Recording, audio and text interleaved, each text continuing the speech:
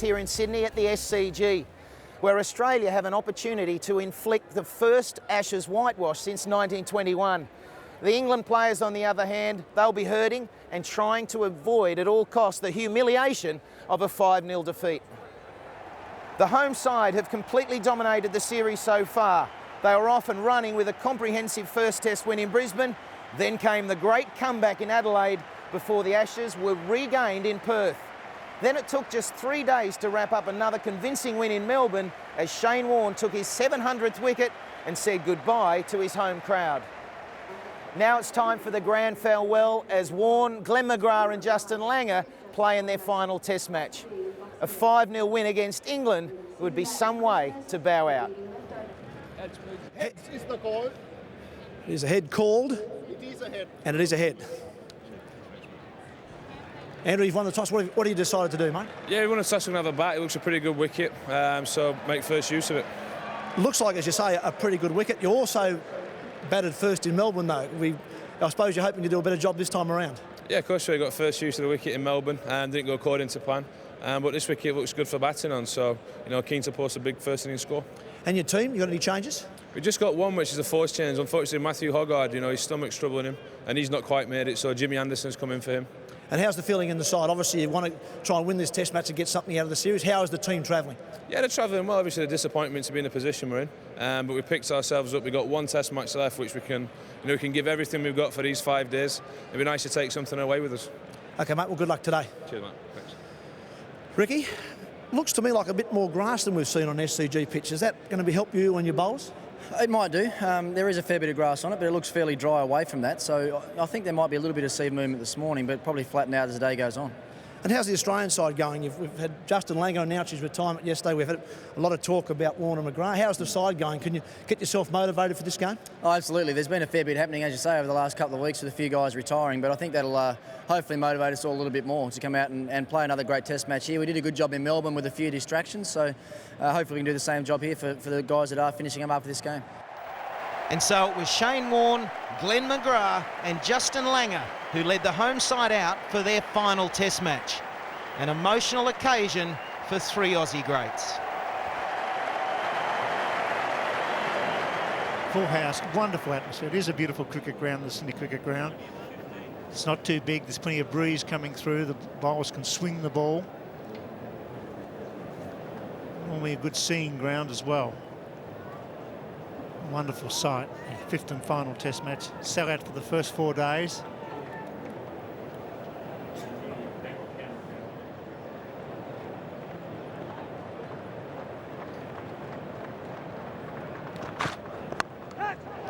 Oh, through it goes. Driving hard at the ball. These bowling a very good line. That was sharp.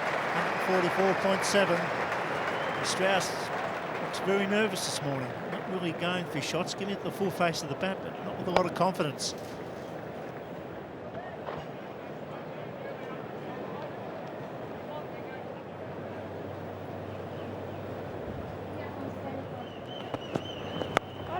Oh, edge, just trying to drop short.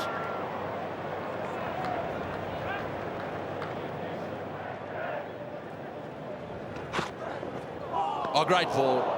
Tremendous delivery, beautiful line, looking for the in-swing there, and that one probably just going straight through. Hasn't come up with an answer to this delivery all summer. Alistair Cook. This time it's Brett Lee. He swung a few in, but that is a ripper.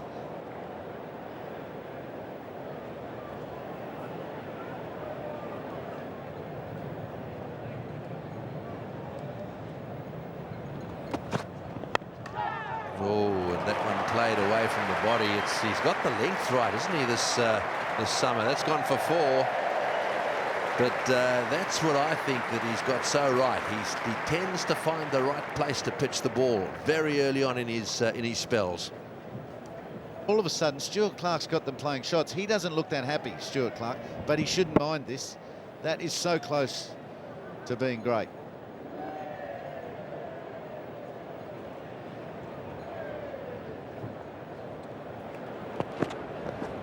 Oh, well bowled. That's beautifully bowled. A couple of occasions that he's done that now, and both times it's been to Strauss, very close to the outside edge.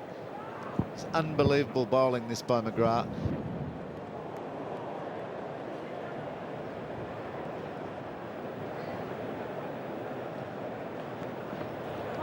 Oh, and McGrath still nagging away. That must be the third time he's gone past the outside edge. Strauss smiles, but so does McGrath. That smile won't last for that long. McGrath wants the outside edge. This was very... Look at the position of that seam. He's bowling beautifully.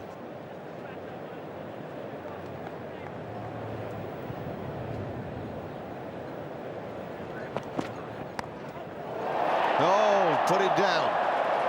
That is a chance. McGrath can't believe it. He's created the opportunity after many play and misses.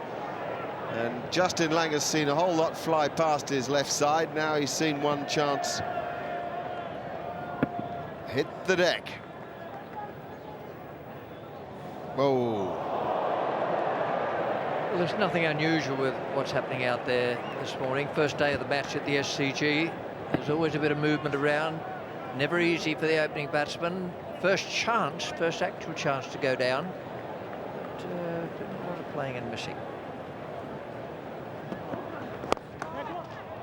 As so often after a missed opportunity, the boundary follows. Super shot by Andrew Strauss. Shouldn't please Glenn McGrath too much. It's none for 38. This is their best partnership of the series.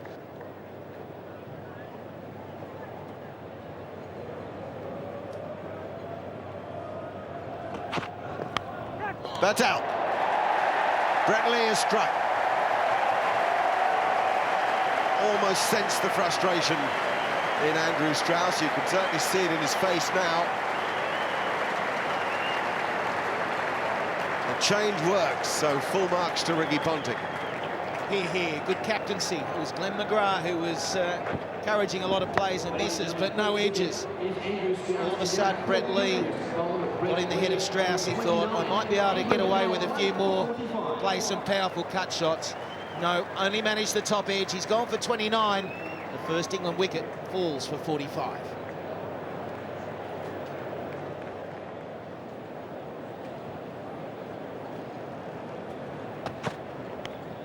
Oh, that's out. That's an inside edge, yes. That is out, caught behind. I think that might have just nipped back a little bit. So it has not taken long, has it? Once again, Stuart Clark is into the wickets. A similar delivery, I think, to the one that got him in the MCG as well. Bit wide, just coming back a fraction. There's the inside edge. In Melbourne, that went back in the middle stump. This time, it was the thinner edge, and Gilchrist responds very well. But once again, that line that Clark bowls to Alistair Cook, wide of off stump, is really worrying him. He's out for 20 this time. England at 258.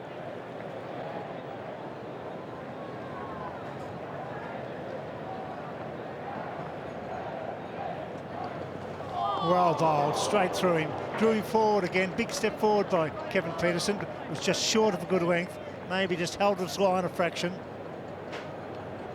Australians very keen to get this man on screen. He's a very aggressive and talented cricketer.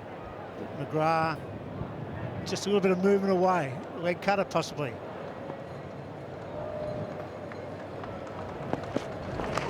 Through him. Races away for 4. Beautifully bowled. Jagged back a long way. Bell was caught, no man's land, but got some bat on it. Well bowled. He's pursed his lips again, Ian Bell. He's sort of almost apologetic. Don't worry about apologising and looking quite humble in there. Just take it when you can get it and get on with it. Easy. See? Nowhere near a catch. Don't worry about that one. Ready for the next. Through him. Superb bowling.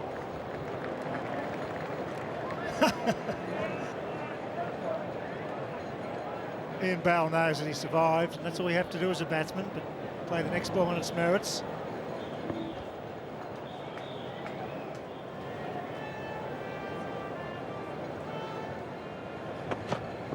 Oh, that's lovely stuff. Just zipping away off the seam. Pietersen committed to play in case the ball comes back at him, and instead it darts away.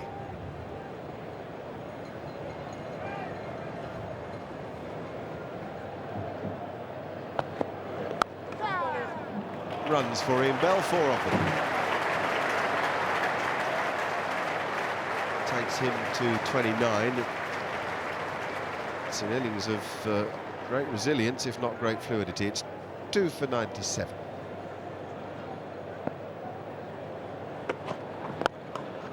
That's great batting. Amazing use of the feet, and then punishing timing.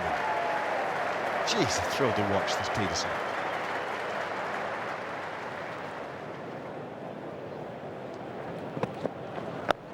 And a short one, and very nicely played. It'll go all the way to the square leg boundary for 4. Came right down over the top of that and managed to keep it on the ground as well.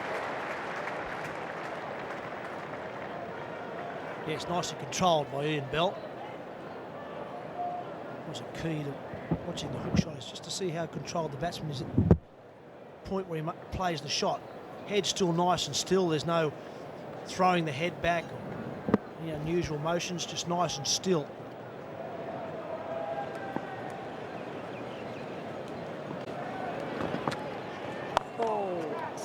It's a good shot, finds a gap. Maybe got on the 4 half volley. That's well played. That's his strength against pace or spin, Ian Bell. And the reason he was able to flick that through the onside is the quick use of the feet. And if you are willing to come down to Shane Warne, occasionally you can turn one into a low full toss. And after that point, it's all about the placement.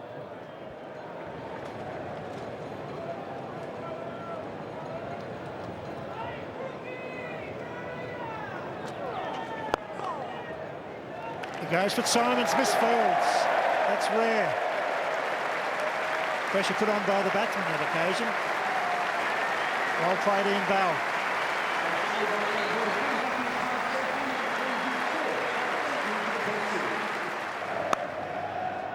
Oh, he's got that away through the gap on the offside for 4.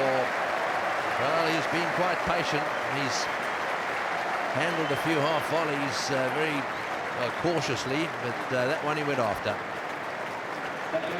He's been patient. He's needed this boundary. He needed just to feel like he was getting on with the job. Partnership now worth 100.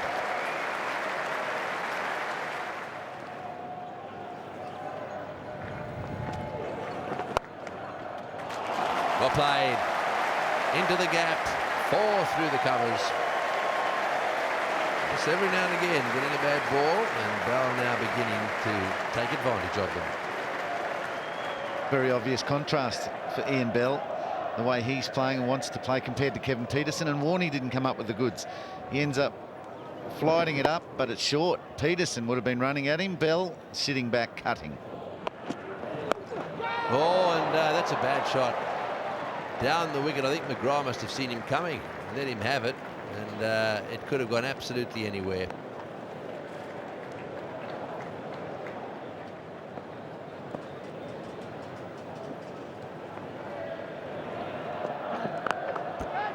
That's in the air, and that's out.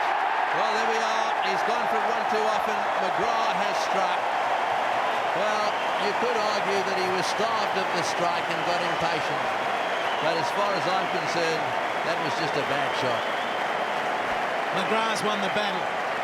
There is no doubt about that. Pietersen was taking on strong wrist every time he came down, but mostly he was watchful. He wasn't prepared to play the big stroke.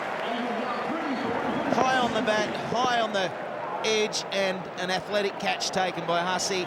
The Australians weren't going to miss that one. The third English wicket gone now for 166. It's a big one.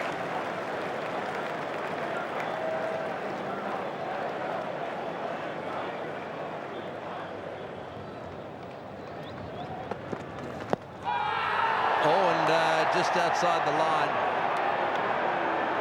Well, now then, that one swung in, and he didn't pick it at all. What a delivery.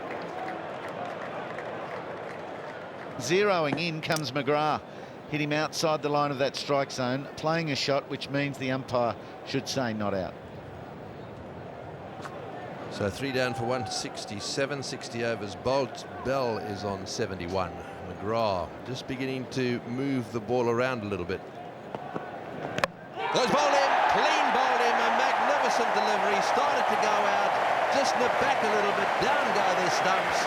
Then McGrath, well, he started to move it in the air, and what's more, it just is moving around a little bit off the seam as well. So he now is becoming a serious handful. That is beautiful bowling.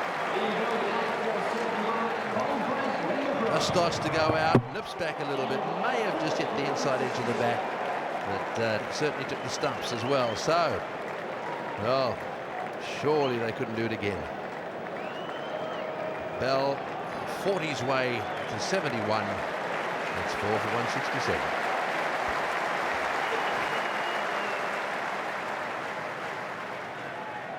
Here's Shane Warne. And there's Andrew Flintoff. There's no doubt that he's at his best when he's looking to take him on.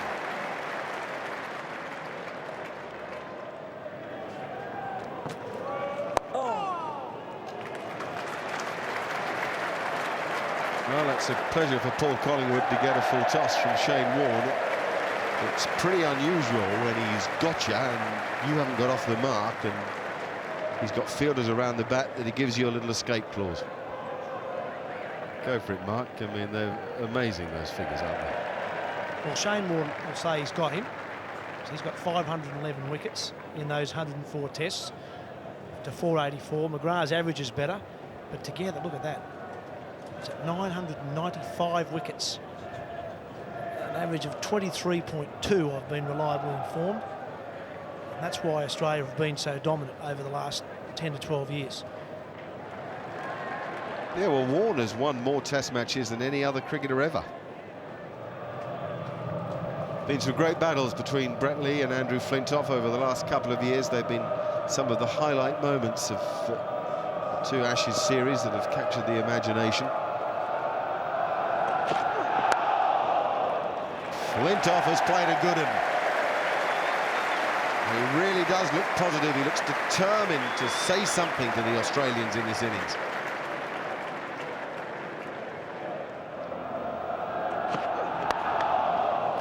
Fetch that. Right. Andrew Flintoff is up for the contest.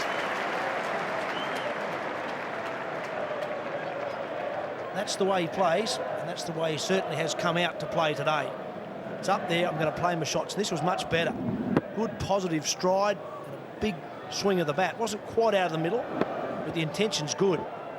And the swing, you might as well swing hard.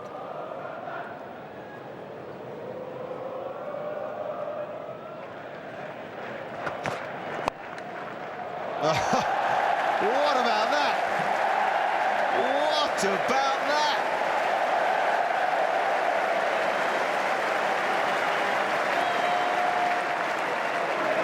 Just like a sort of forearm jab, isn't it? Great flourish to it around. No huge back lift, no great follow through. Just a thump to the chin.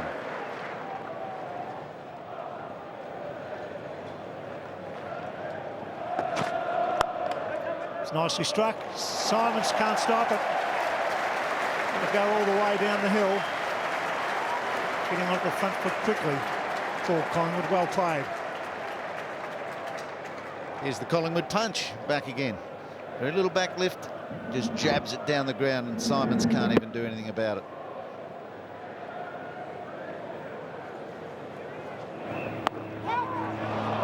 Through it goes. Just the two slips and a go in. That's 4. Went it hard, Flintoff. Well, that's the advantage you get as a stroke maker. Hit a few shots. Flintoff's hit a 6, and he's hit a boundary here. If you spread the field a little bit, the captain's got to take them out of the slips.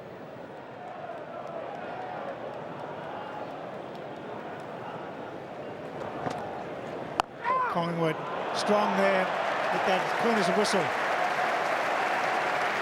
He probably punishes Warne as much as anybody else when he gets a side of Paul Collingwood. He likes to play the cross-bat shot on the leg side. He hit that beautifully.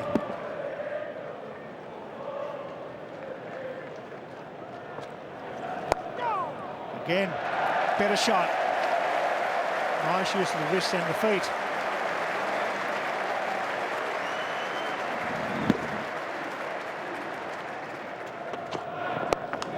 It's a lovely shot. Didn't overhit that at all, but he's timed it beautifully. And it will go to the rope.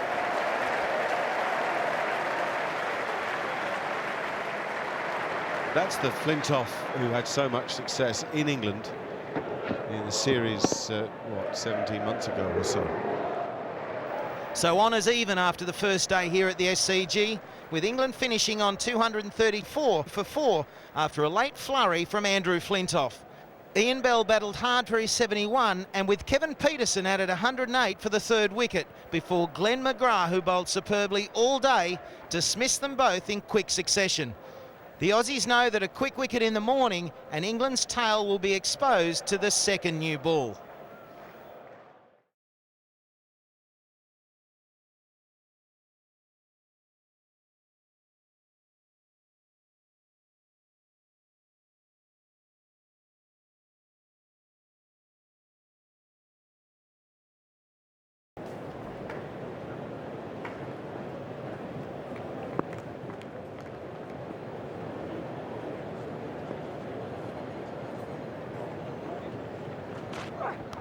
Beautiful delivery. Oh, was a bit of carry.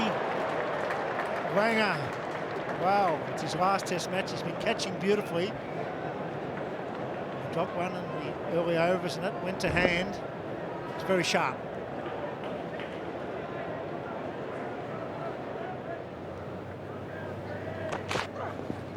Straight through him. Magnificent delivery, good length. Flintoff not in no man's land, really driving on the up, but just moved away enough. Well bowled. Brett Lee will bowl a fuller length to McGrath. That is a peach. Unplayable. Presented the seam. It really wasn't far away from the edge. It just decked away a fraction too much. But you just sense, don't you, that batting against this new ball is still difficult. That if Australia keep up this discipline, and we see it day in, day out with them, that they will get the breakthrough. Through him, off cutter, a ripper.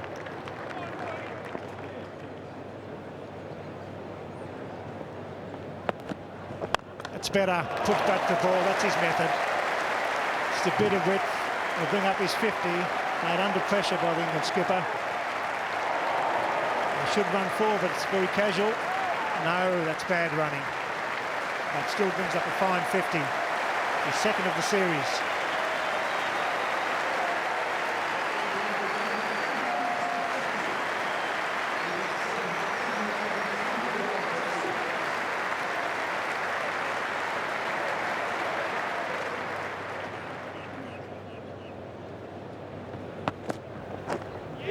Gone! Beautiful bowling, McGrath. This one moved away off the seam. Good, genuine nick.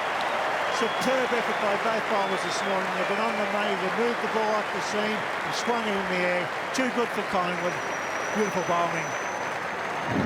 It was such a good ball, he was lucky to get a touch to it, or unlucky, as the case may be. He's always in that area. You very rarely get a loose delivery from Glenn McGrath. If anything, you might get one a tad full, but on that occasion, an absolute beauty, and Collingwood can't believe it. He's walking back for 27. It's 5 for 245.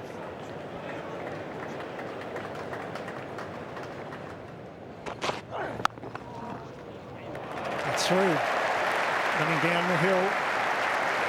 With great value for his shots in the second day here at the Sydney Cricket Ground. Andy runs for England.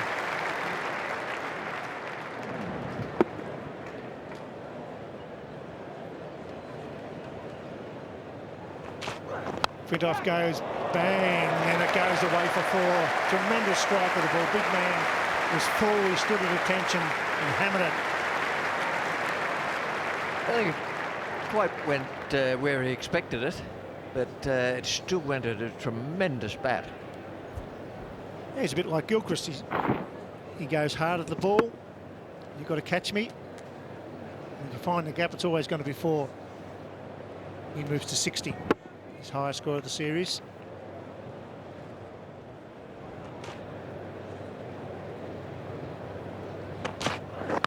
It's gone this time. Beautiful bowling. Australians on fire here at the Sydney Cricket Ground. Good pace, outswing, carry through to the keeper. Gilchrist has got 4. 6 for 258.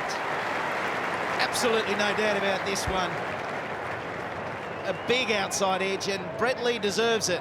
He's been steaming in this morning.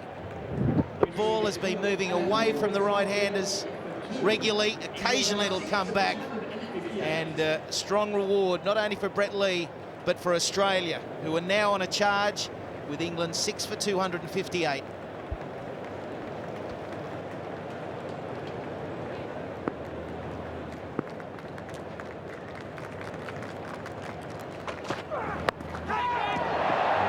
That's gone, that's out. And another one. Well, he got 2 in Melbourne. He's got another blob here in Sydney. Once again, England are collapsing dramatically. Yes, Brett Lee's deserved this. I think he's bowled much better in this game. Got that bit of outswing back. He's also bowled a couple of good short ones. This one, good line at the body of Mahmood. Had to play it. Wasn't quite ready for it. Spoon an absolute sitter of a catch to Matthew Hayden. Brett Lee is on fire. 4 wickets in Melbourne to finish that test match off, and he now has 3, and he'll be on a hat-trick.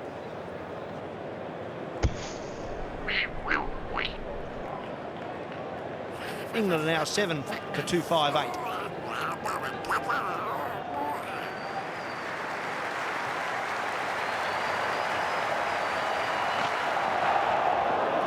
Just a bit too wide.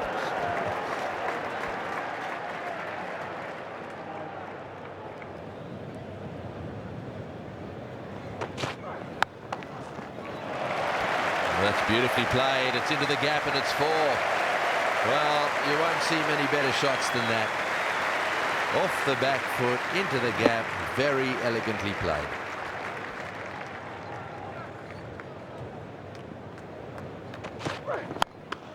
Oh, he's hit that straight down the ground. Really got stuck into that. Lee wasn't quick enough to respond. Billy was up in the air, skipping and jumping out of the way, and another 4 to Flintoff. Well, we talk about this shot as the bowler killer. Well, this was almost the umpire killer. Brett Lee was probably fortunate it didn't come back to him. It's not a bad delivery, just a super shot. Billy Bowden moved well on that occasion and had to.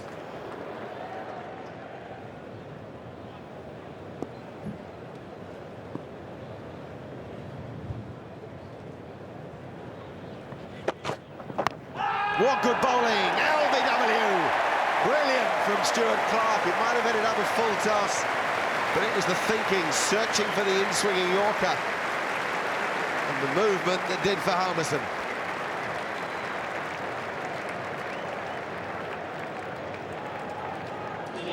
He had 1 ball to get him. 1 ball to get at him. Flintoff leaves him for 1, and Clark takes him in 1. Beautiful, full, right on the top of the foot, the bottom of the pad. Hit in front of middle, going on to hit leg, in the opinion of Billy Bowden. Harmison for 2 in 24 balls.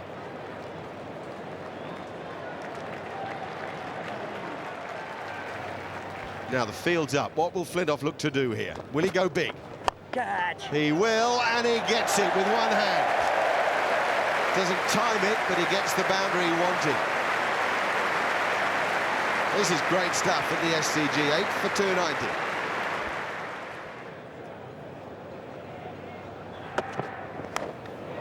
Out, gone, beautiful catch. Superb catch by Gilchrist. He's got 5. So Flintoff goes for 89. Very, very good catch. Well, certainly going for the big hit there, looking in fact to go over cover. There's a long off in position. Flintoff wanted to get away from him, try and reach the boundary. Fell to an excellent catch there. Gilchrist moving high and wide to his right. Good thick edge, but well taken by Gilchrist. Fighting knock from the England skipper, and it's now 9 for 291.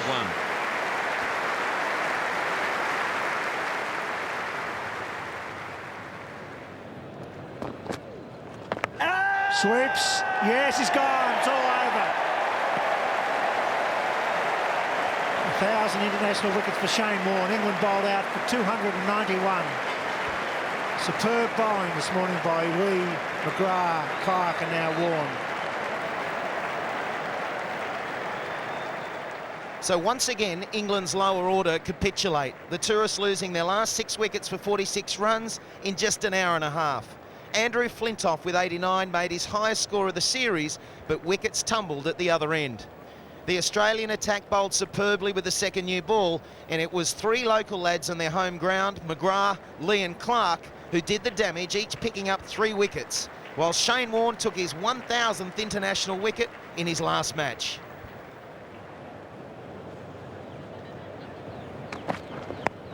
Oh, that's close. That's close. Umpires take a long, hard look when you refuse to offer a shot to anything that's anywhere near the stumps, and that's exactly what Alim Dar did there, but obviously it wasn't hitting. Well, I assume that Anderson will ask, and Alim Dar will tell him why not. I would think it's height.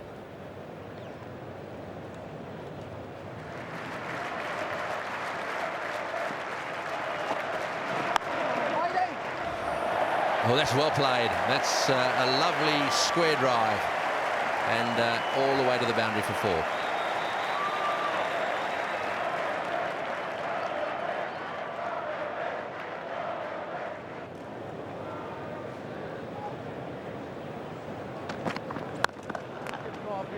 Well fielded. Oh, he's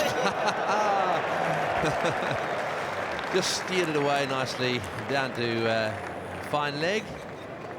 But quite right, he doesn't take a run. It's a lovely leg glance. He was apologising to everyone. He just was thrown back at him and he thought, well, I'll hit this. But he'd done it before he thought that. Well, what else are you to do? Whoops.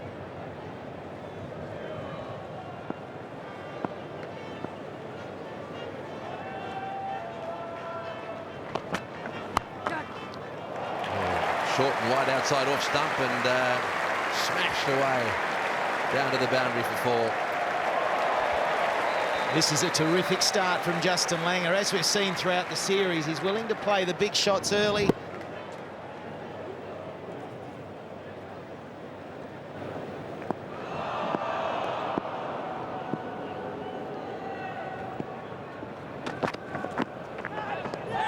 Oh, that could well be out.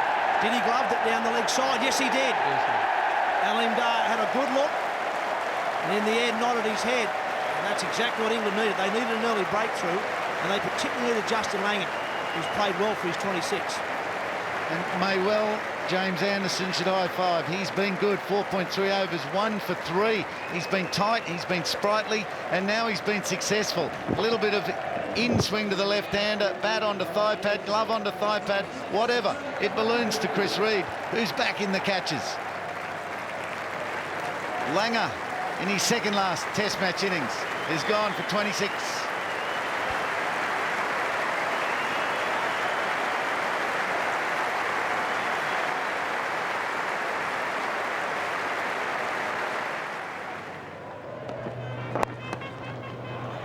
Away as well, Hayden, and once again he's timed it particularly well.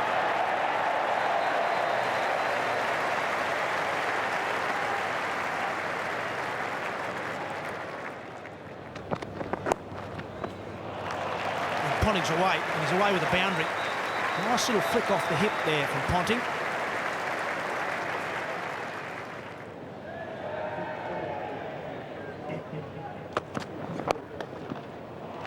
That's a beautiful cricket shot. Wasn't a bad delivery that from Mahmood. And Hayden just dispatched it.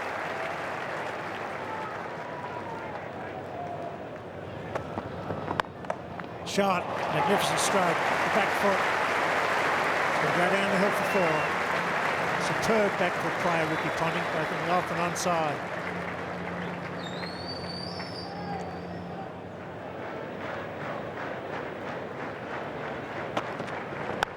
Bad ball, great shot. Short and wide. This time it's a square cut. Races away for 4.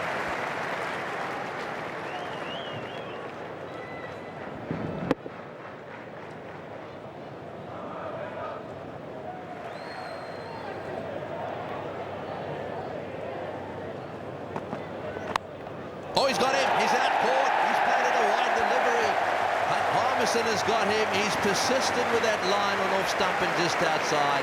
It seems to me Hayden got just a little frustrated. He's gone for it, and he's been caught at second slip. What's interesting, we highlighted in Melbourne the batting chart of Matthew Hayden, and there was virtually nothing square of the wicket on the offside. So they've eventually forced him to play a shot that he doesn't play a lot, and he's almost guided it to second slip rather than nicking it. But that is good, thoughtful bowling. It's 2 for 100.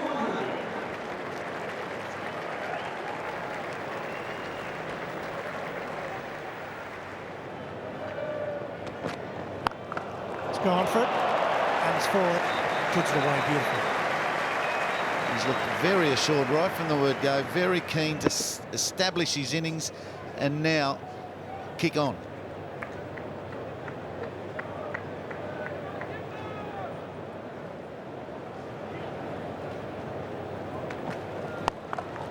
There it goes again. Absolute rubbish. You go to tea with a wicket. Hayden, Aussie just knew at the crease and he bowled 2 long hops and Tonning's away.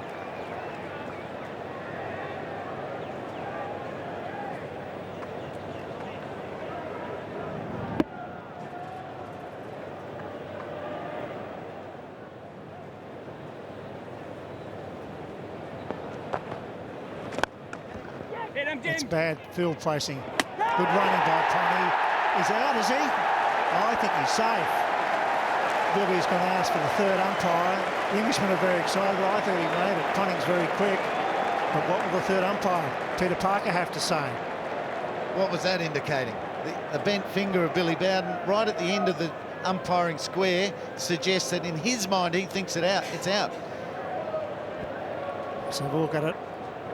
Here's the throw. Where's Ponting? Where are you, Ricky? Here he comes. Here's the throw. Gone. Brilliant fielding. Pick up, throw, direct hit, Ponting, gone. This crowd starts to fire up. James Anderson, was it? Good direct hit. Tonning's a ripper. I thought he was home for all money. He was well short.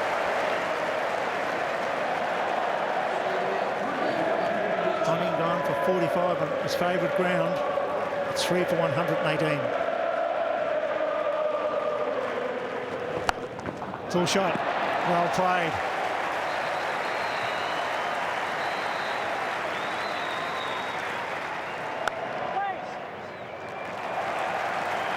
And that really is a smart stroke from Hussey. He's so patient.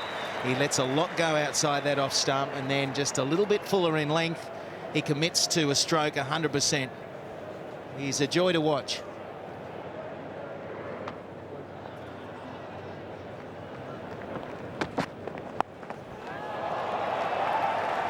He's got that away and could have gone. Oh, it's gone all the way. What a shot. Well, there's an example of timing. A fieldsman down there, it looked to me as if he was trying to get it away fine. He got it away fine, all right. He got it away for 6. It's 3 for 141. Partnership growing quickly between Michael Clark and Michael Hussey. 24 off 35 deliveries, and Australia's so good at re-establishing quickly. But it's always going to move quickly when you help a ball along the way like that.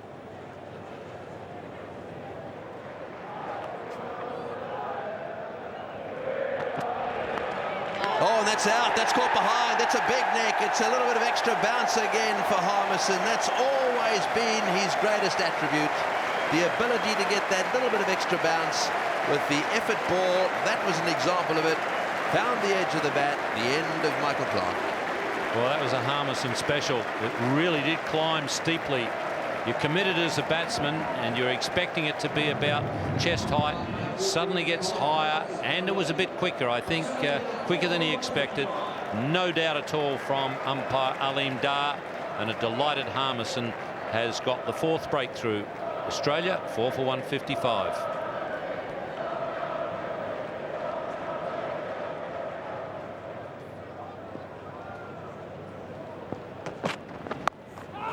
Oh, it's risky, but it's safe. He goes hard.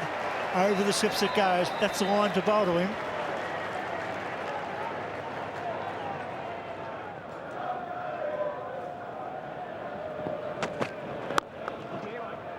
That's nicely placed. He just lent on that, Andrew Symonds, and he's timed it well enough to bring up a boundary. Beautiful shot. Just caressed that one.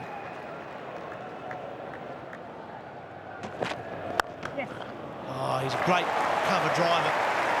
Mike Hussey, I love watching him play that shot. I'll tell you who doesn't. Anderson.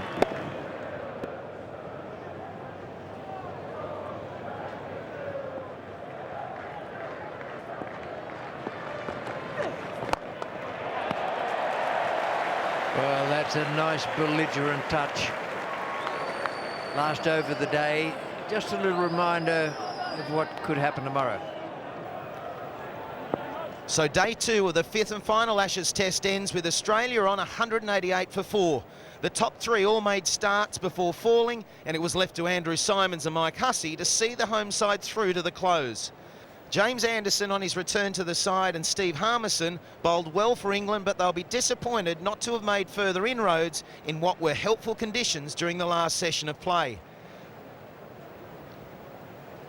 So the home side now trail by 103 runs with 6 second innings wickets remaining, and the match is nicely poised going into day 3.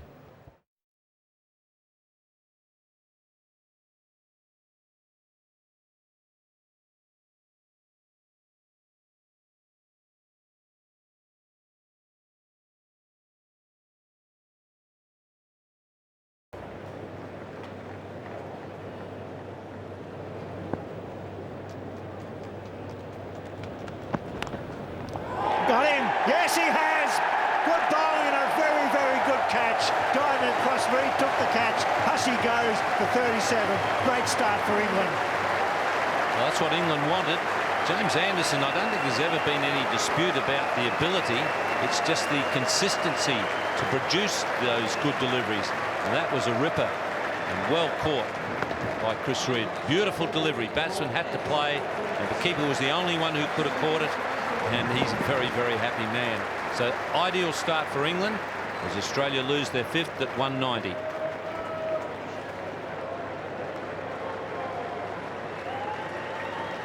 Got to be ready right now, England. Got the breakthrough, and Adam Gilchrist generally is going to give a chance. He gives it real early. Goes hard at the ball. A number of times early in his innings he's given a chance, and the fielding side hasn't grabbed it, and he's gone on to make a big score. There he goes. That's the way he plays. That's what he did in Perth when he got off the mark. Big square slash. Tremendous strike with the ball. What an entertainer. What a wicketkeeper batsman. And what confidence. It just takes confidence to play this way. It takes obviously a lot of ability, but also a lot of confidence in what you can do with the bat.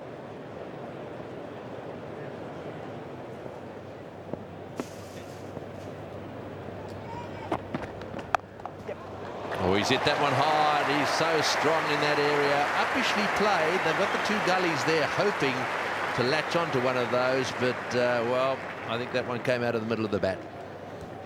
I think the wider and deeper of the 2 gullies was only just going down for the ball when it ripped past him.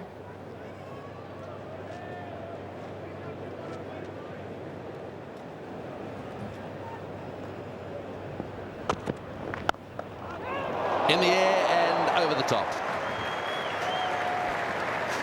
Greatest aggression there from Symonds. It's been a sluggish morning for him. He's been so careful, and that's because the England bowlers have been bang on target for most of the time. Apart from this delivery from Mahmood, he was going for extra pace, a little bit of extra bounce, and almost a catching opportunity. Oh, fingertips. But he hit it so hard. Well, that's well played. Not quite out of the middle of the bat, but it'll go for 4 anyhow. 8 runs off the over. It's 5 down for 224.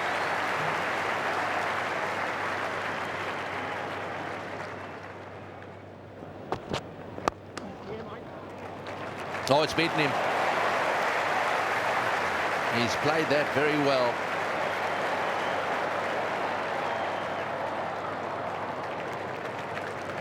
Once again, all run 4.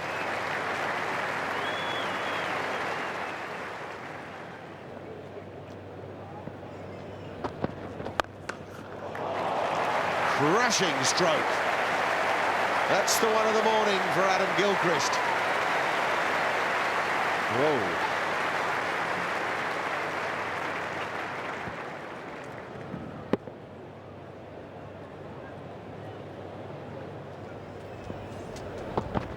Oh, no. Oh. 5 for 260.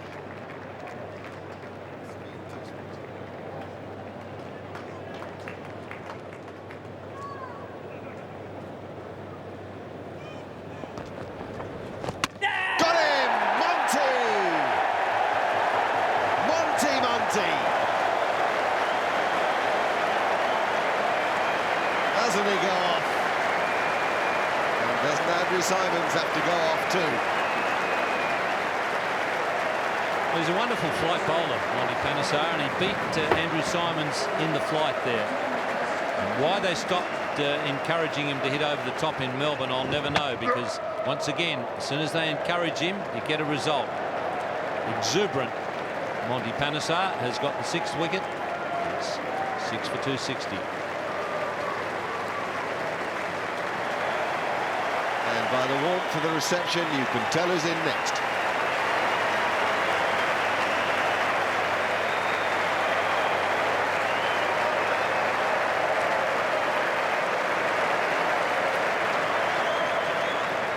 The Bradman of the ball comes to the crease. Similar ovation for Bradman's last innings in Test match cricket in England. Wasn't a good result for Bradman. What is it going to be for Warne?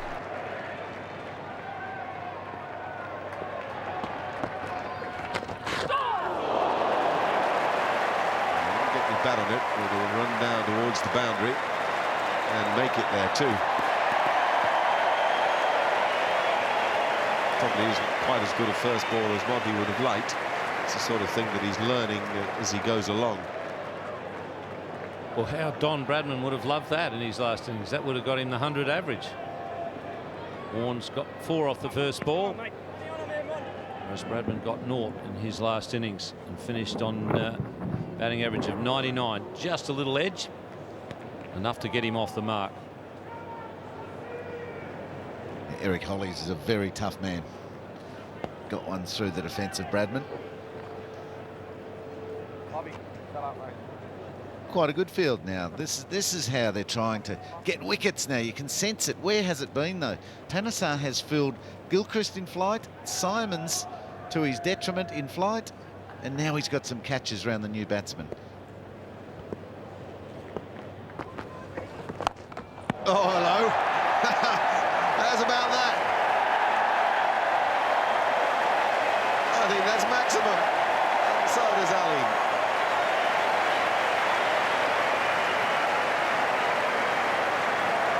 Well, enjoy that, doing it to another spinner. Monty Panesar has said a couple of times that he's really enjoyed watching Shane Warne bowl in this series, and he's learned a lot from it.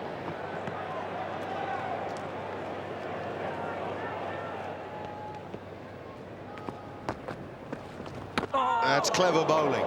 Wider and slower and harder for Warne to reach. Big smile on Monty's face. I reckon he was looking at Warne saying, hey, you recognise that style of bowling, mate? That's the sort of thing I've learned from you. What a beauty! What a jaffer! Not out, not out. Turn and bounce, but no edge. That's the view of valiant. It isn't the view of England.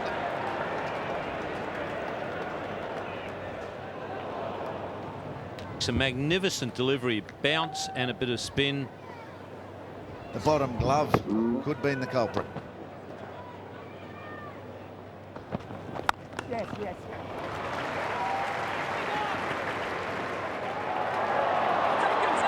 Warne's got to go. Direct hit. A direct hit was a problem. Mahmood was not behind the stumps. That was a pretty lazy bit of cricket because the fielder out at deep cover knew exactly what was going on.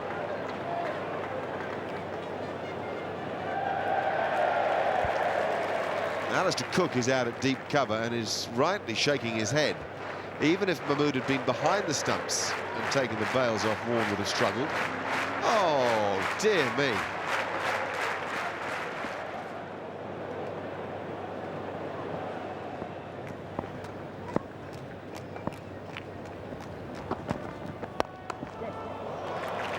Oh, that's really cleverly played. It was a difficult full toss to deal with, if that makes any sense. Quite high, and Gilchrist didn't try to hit it too hard. He just made sure of the timing. Picks his spot. Sometimes you can hurry that, a high full toss, and get it high on the bat, not get full value. Very easy done.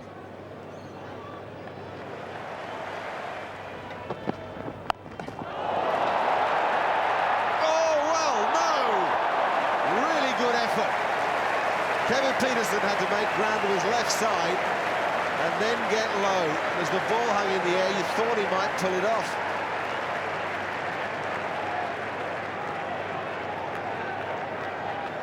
It's all going off at the Sydney Cricket Ground.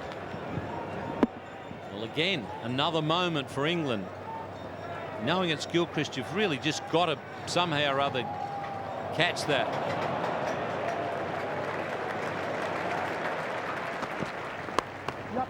And that's a tremendous straight drive. Warne is cracking along. He's got 14 already. He's only just arrived. 6 for 281.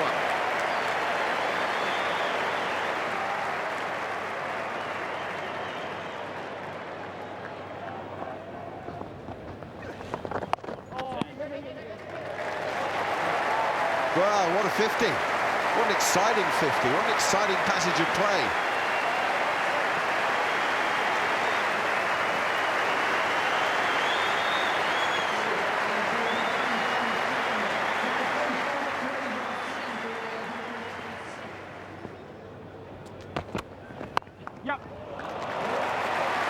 Found the gap and got it just a bit better than one thought he had when he first hit it. I reckon that'll be 4. It's a tremendous effort to save 4. In fact, it's gone over the rope. Gee, every ball has got something.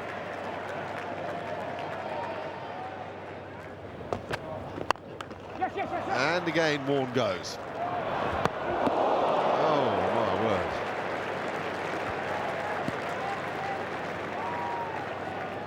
Even there, that was going to be close for a run out. Warne wasn't actually getting there in a hurry. It was going to be tight. He's dead.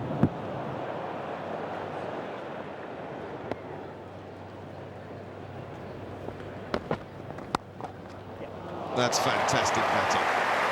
If the cover drive was the most blistering stroke he's played, that's the cleverest. They just waited for that beautifully, Adam Gilchrist. Waited till it sort of got just past him, tapped it on the head to give Australia the lead.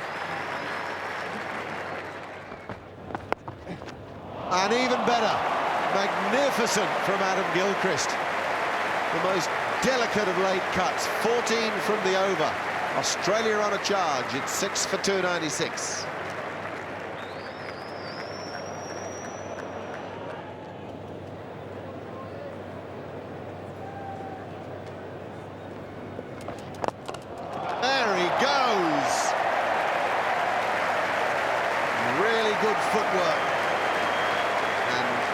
Striking from a man who is D-mob happy. Well, Andrew Flintoff needs to hold this together now. Monty Panesar is not a problem. He's bowling well, and you know that he'll respond to this with a good delivery. But at the other end, runs are just getting out of control, which is not helping Monty.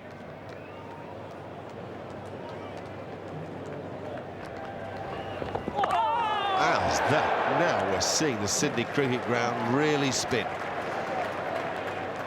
Panesar's got his fingers round the ball and giving it a ferocious rip.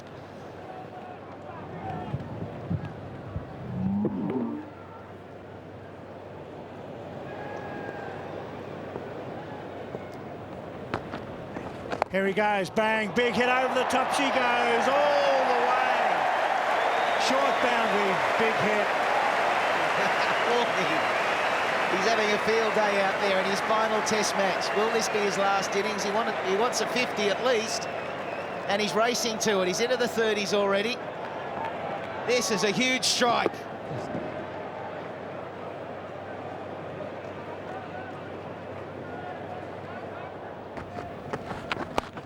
Cuts beautifully off the back foot. This is going down the hill. This will go all the way. Superb batting.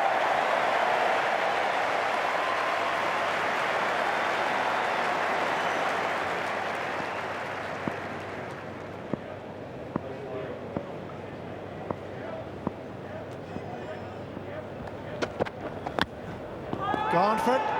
Was an edge? I don't think so on this. Yes, that was a long time, a very long time. That didn't sound like it is to me. That sounded like the ground. Very belated decision. He's done it again, Billy. There's no way in the world he hit that. This is the one bloke in the world that I'm confident would walk when he hits it. Well, he does walk.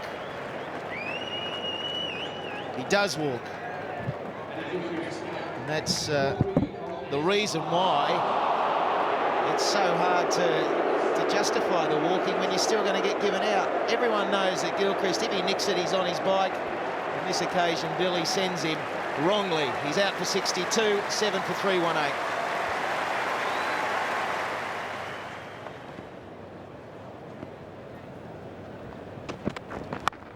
Bang, through cover, fine shot, is away.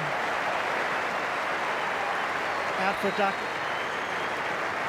First ball at the MCG, he's got that away beautifully.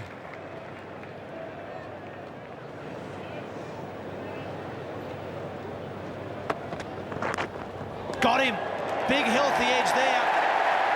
Once again, England strike early.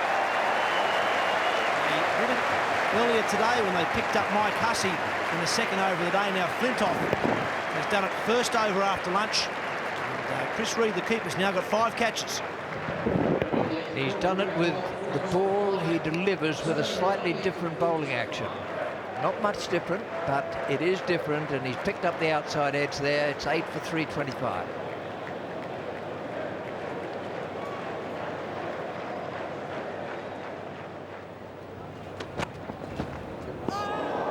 Big swing and a miss.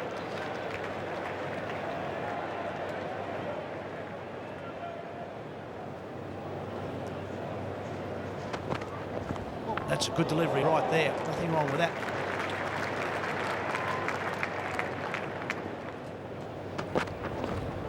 There's 2 beauties there. A little bit of outswing.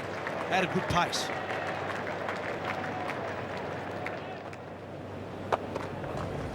Oh, that was going. It was going a long way, that. And that was premeditated. Stuart Clark had decided, I'm sure, before that one was even bowled, that it was going to be a pull shot over mid-wicket.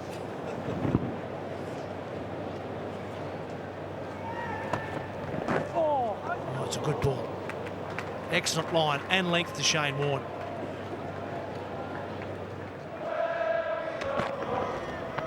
Oh, once again, they just can't find the edge, James Anderson. It's about 4 or 5 that have gone past the outside edge since lunch. This is watch Warne. He's been out once already, but he's about to get his 50. Oh, put your violin away, mate. He's on 49. Field not spread, a reasonable field. 2 sips are going in. Bang! What a way to do it through cover. Tremendous ovation. He's 12, 50. Couldn't hit any better than that.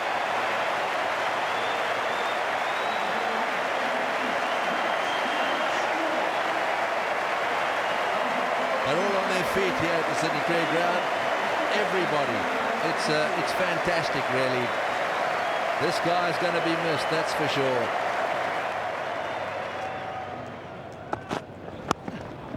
And that's put away beautifully. A lovely late cut from Shane Warne.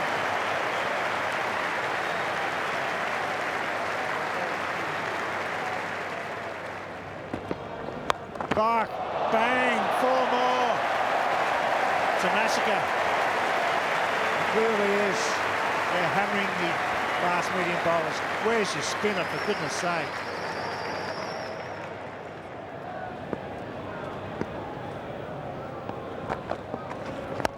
There he goes, straight down the ground. 1, 2, 3 bounces, 4. Good shot, not a bad delivery. Threw it up. Warne hit straight. Too wide. There it goes. It's 4 more. Warne goes to 70. The lead's 100.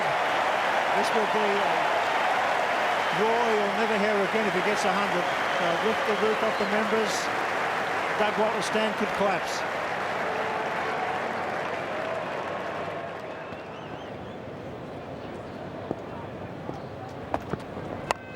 In the air, they should be out. Oh, don't muck it up. No, they don't. That's the end of Clark. Pietersen finally takes the catch. Warne not out. 71 at the striker's end now. Pietersen takes the catch. And the non-striker's end is the important thing. Why didn't they cross? It goes high enough to cross. Get up there, Shane. Get up to the keeper's end. Pietersen takes the catch. Stuart Clark couldn't rein it in.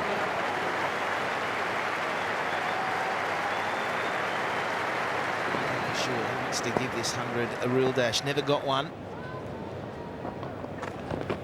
And gone. He's stumped. He was always going to come down and go for the big one. He thought, well, if I'm going to get 100, I really have to keep pressing on. And a shame for Shane Warne. But at the same time, what a mighty innings in his final test match here at the Sydney Cricket Ground. And watch these two leave the field of play and listen to the way that they're received by a full house of English and Australians at the Sydney Cricket Ground. It was a splendid innings by Warne. He announced his intentions with the first 2 balls he received, hitting 2 boundaries, and superb thinking.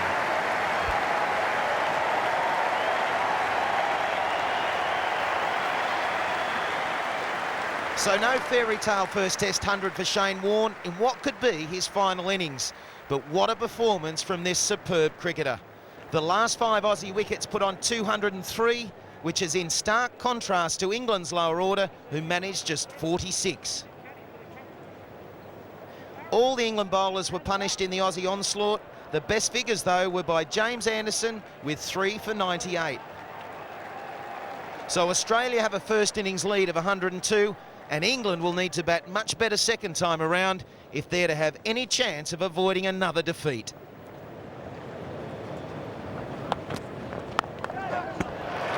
England are away, and that's a fine stroke. Alistair Cook, one of the real positives from the England camp this particular tour.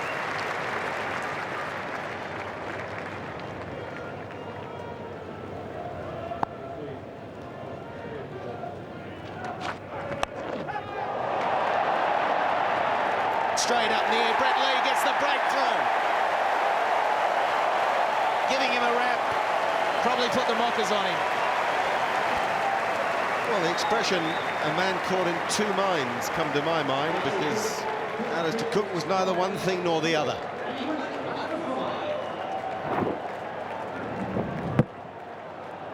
Just not in position, not committed to the stroke. What an enormous disappointment for Alistair Cook. So many good things to think about on this tour. But test match-wise, he's a goner in the series. Just for 4, it's 1 for 5.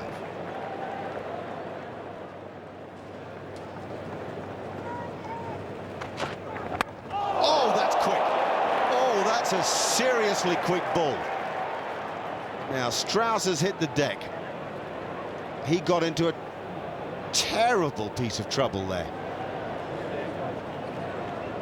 Ball was bowled at all but 150 kilometres an hour, and as Strauss turned away, he's taken a sickening blow to the head. Strauss is still out there. He's still shaking their head. He's obviously feeling all right. If there was strong concussion early, there'd be maybe a sickly feel, but he's out there. And Brett Lee, will he dish up another bouncer?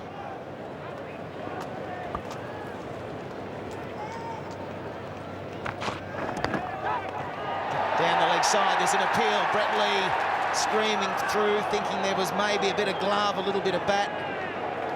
Alim Dar saying not out.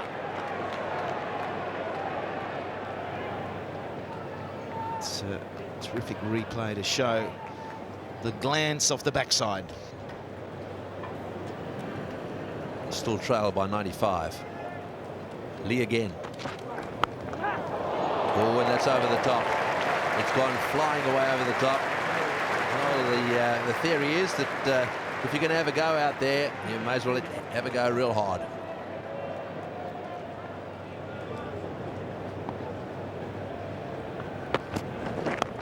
In the air, over the top. Over the top. It is always going to just get over the top of Ponting. Mrs. McGrath just out of her seat there for a second. Yeah, she's seen it all before, hasn't she, hey? The husband out there whiling away with an extra bounce. Got the edge, bounced too much. It's got that through. Matthew Hayden may have got a hand on it. It's going to go away for 4.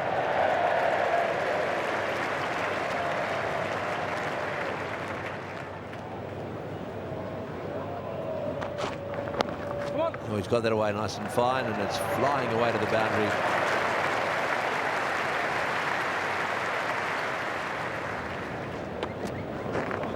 Oh, that's well bowled. That's beaten him. All ends up. Oh, might just have been playing for a little bit of a nip back there.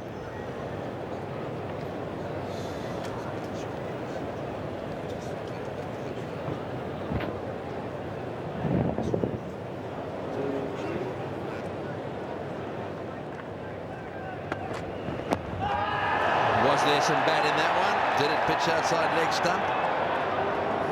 Might even have been both.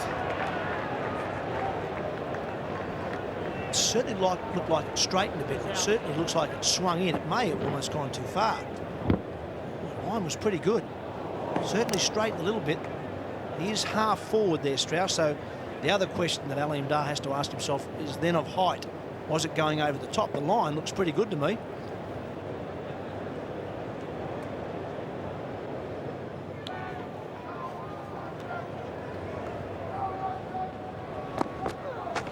Down. Well, that's a great shot. Down the wicket to him straight away in Bell, and caresses him into that gap at mid-wicket. Very well played. Well, I reckon he started Shane Warne off exactly the same way in the first innings, with a clip 4 off the toes, just skipped down and got it on the full and placed it beautifully.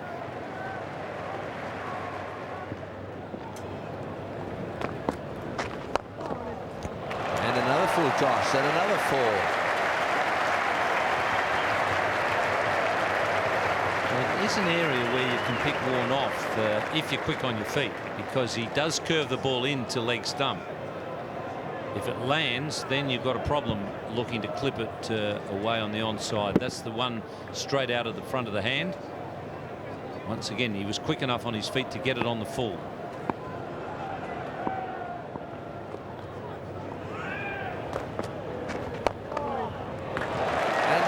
Full toss. Well, I don't think I've ever seen that. And you've got to give Bell a pat on the back because he's taken the initiative.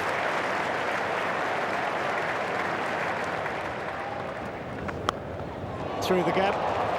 It goes away for 4. Thrashed hard. There's a bit of width there. It was in the air, but it was safe. And man on strike here, Strauss, doing a good job. Close, very close this time. Yes, he's got him. Full length, playing across the line. Clark strikes again. He's having a golden summer. Stuart Clark. That looked out. He shuffled across. Full length. 2 for 55. Very full from Stuart Clark, and that's why there was no danger of the ball pitching outside leg stump. Strauss getting caught on the crease. He had a rocky road, got thumped in the head early on by Brett Lee. That one inline straightens, hitting leg stump. Terrific bowling yet again by Stuart Clark.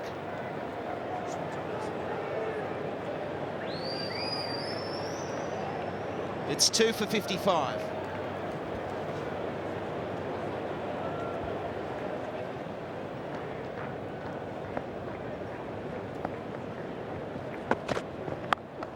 It's a good shot. Get off the mark. That's a beauty. It's through cover for 4. A very strong man. A very good cricket straight. Nothing foolish about that. Well balanced and well placed. Quality stroke by Pietersen. Opens his account, and the real threat to Australia.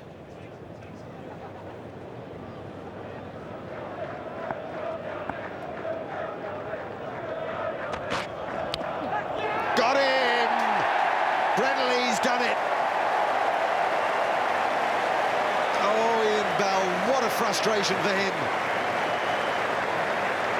And England still 38 behind when the third wicket falls.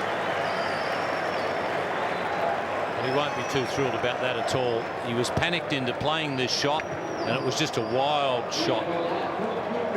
No batsman likes to think that he's been pushed into something by the bowler, but he certainly was on that occasion, Ian Bell. He's not too thrilled with himself at the moment. It's 3 for 64.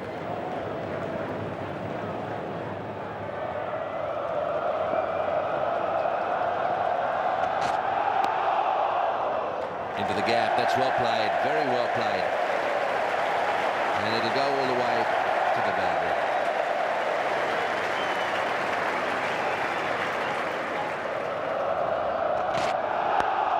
Oh, he's got that one over the top too. That's also a very good shot. Short outside off stunt. And he's managed to get it over the top of gully. And he did it with intent.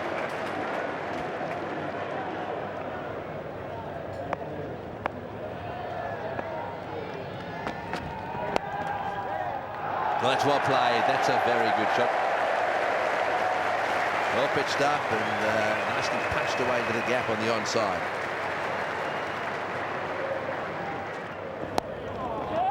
That's steered away into the gap and running down to the boundary. All these are very valuable runs. Oh, there's commitment for you. Have a look at Ponting. Diving away down there and didn't quite... Well, he got the ball. And then it rolled into the rope. Gone!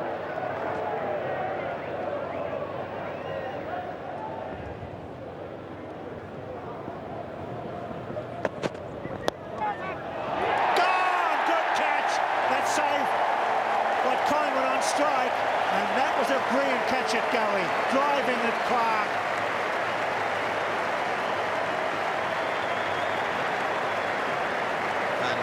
What a quality bit of bowling to go with the catch. A slower ball by Stuart Clark, down at 125, getting Collingwood into the stroke early.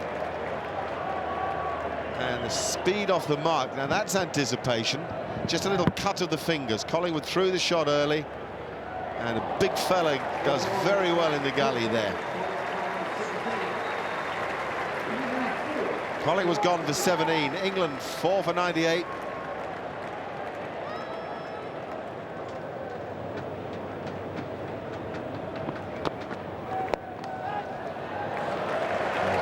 Played, but he's certainly got it away quite nicely and back for 3. Right, well, a bit of relief, I suppose, there, because Australia now have to bat again.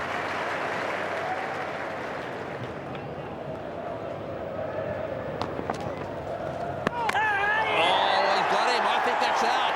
I think he's actually overbalanced. He's dragged his back foot.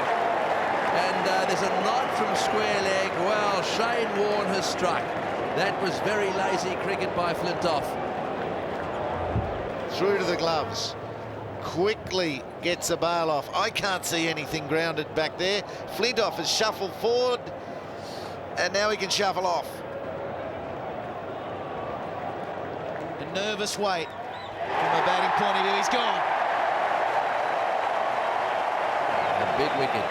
Flintoff out, stumped for 7.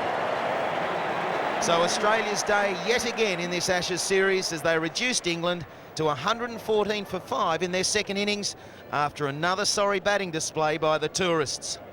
The wickets were shared around by the Aussie bowlers, Brett Lee and Stuart Clark, proving once again that they are more than capable of spearheading the home side's attack once McGrath and Warne have gone. So England needs something special from Kevin Pietersen on day 4 if they are to have any hope of avoiding defeat and the humiliation of a 5-0 Ashes whitewash.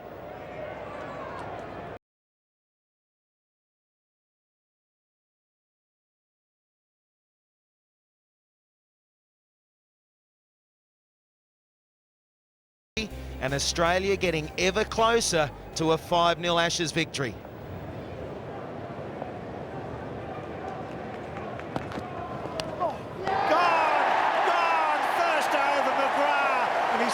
Test match gets Kevin Pietersen, and at 6 for 114. What a magnificent end to a great career. He'll be absolutely delighted. That's the one they wanted. McGrath has struck again, and boy, aren't they giving him a pat on the back and the head and you name it, on the chest. So Glenn McGrath, for one of the last times in his career, taking a very important wicket. Perfect zone. He was wicketless yesterday, a lot of effort, but he's got the breakthrough this morning. And Australia now on a strong roll to the end of this match and a complete whitewash. Pietersen is fuming. It's 6 for 114.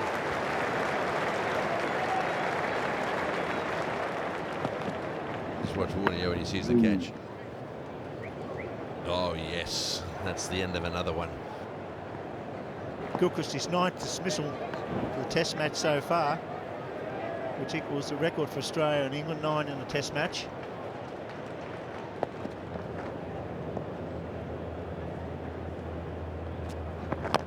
Well bowled, jag back again. I think every other country around the world are searching for that Adam Gilchrist. I think Gilly's created this problem and the occasional confusing selection because all these sides want a wicketkeeper who bats like Gilchrist. He's a one-off. But all the selectors around the world are searching for someone like him, someone who can keep as well as Gilchrist, not miss too many, but go out and score hundreds. Swing and a miss.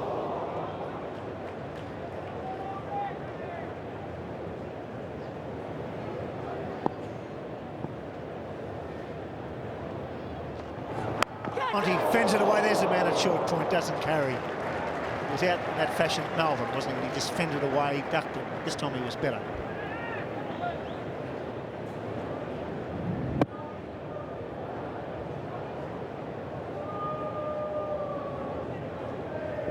Where are you charging in? Oh, nasty one, and well played in the end. Put it to the ground. Another maiden, 6 for 114.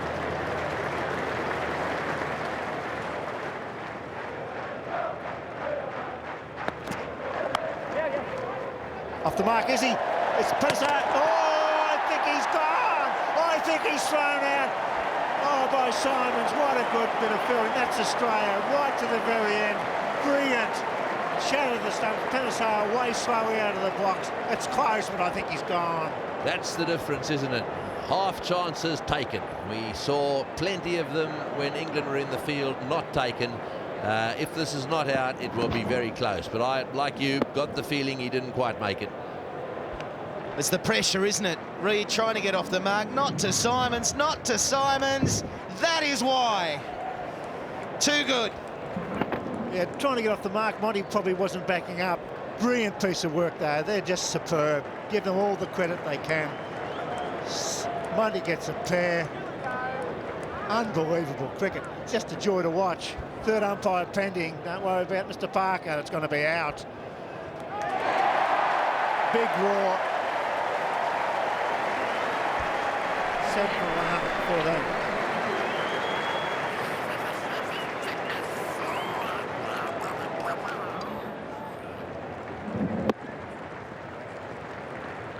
There's the run out again.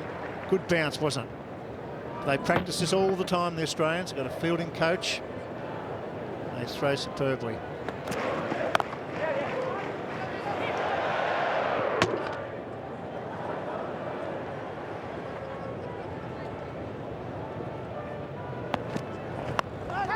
That's through, so he gets some runs.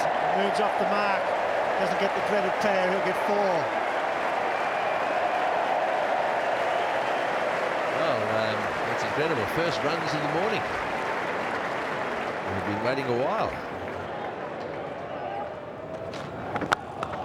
Nicely struck through cover. Even Symonds won't get that. That's 4 more. A perfect cover drive. And finally, Reid's off the mark with some authority. The ball swung late, so we had to watch close. So he didn't make too much of a forward movement on that occasion, but watched it closely. And the timing was superb.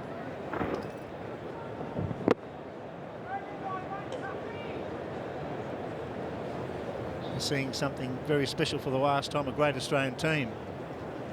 12 wins on the trot this will be, Test level, which is unbelievable.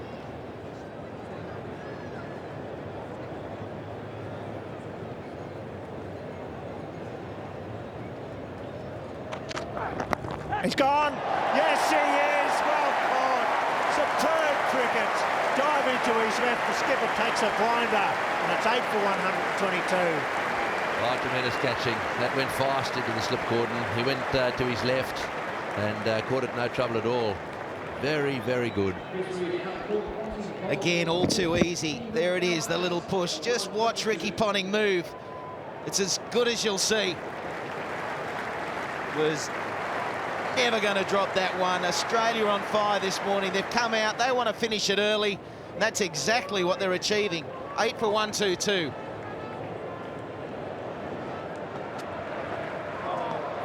Swing and a miss. The Australians have just been relentless with their bowling pressure throughout the series. If anything, the bowling has got better throughout the summer, and it's not easy to do when you play 5 test matches in about a 6-week period. And you also got 2 of those bowlers who are retiring at the end of this test match. There's a tendency to fall away. And if anything, the bowling's been as good, if not better today, than it was back at the Gabba at the end of November. Combination, McGrath and Warne have got 999 test wickets in the games that they've played together. So it would be nice if they could finish on the even 1,000 as a combination. Ricky Ponting from here on in doesn't get the value of 5 wickets per innings at an economy rate of about 2.5 runs and over.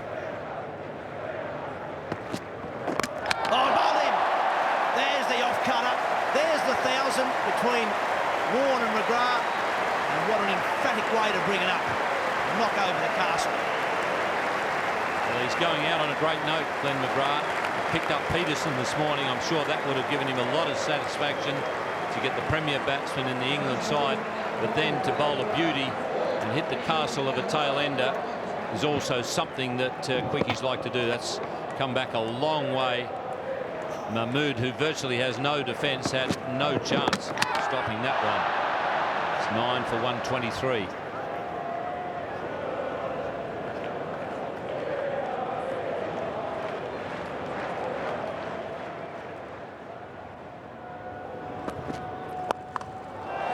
Goes for it and hits it well. Very well indeed. Well done, Steve Harmison. Well, that's his game. If it's up, he likes to hit straight, and if you bang it in short, he'll have a pull at it. Hits the pull shot quite well for a lower order player. But he's a shot maker. He has definitely improved his batting quite a bit in the last 18 months.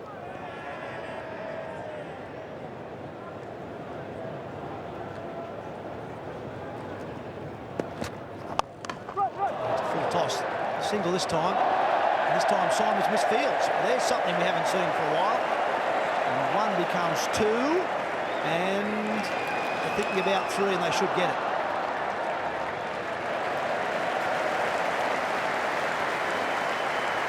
Monty will be sitting back in the pavilion thinking, how come I didn't get a break like that?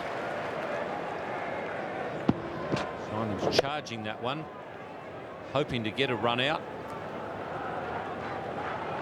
This occasion, he gets a rough bounce.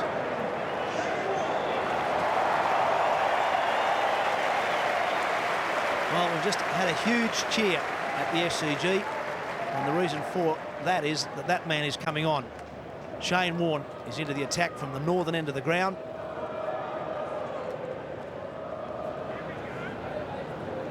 The fair rap sheet. Most test wickets, most wickets in Ashes tests. 1 of 6 players, 3,000 plus runs and 300 plus wickets in test matches. Most runs in tests without a century. Almost most ducks. 3rd most test appearances.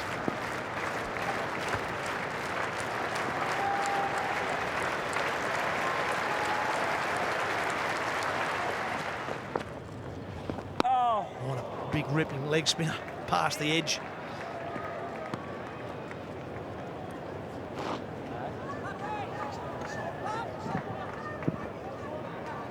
I reckon the fact that Warne's come into the attack now is a bit of a sign that this is hanging the boots up. McGrath and Warne to finish in a bowling partnership, and they won't need to come out and bat. Oh, there's a bit of an edge Might have been bad on ball. The ball's missed the stumps. And in the end, it's missed everything. It's still 9 for 131.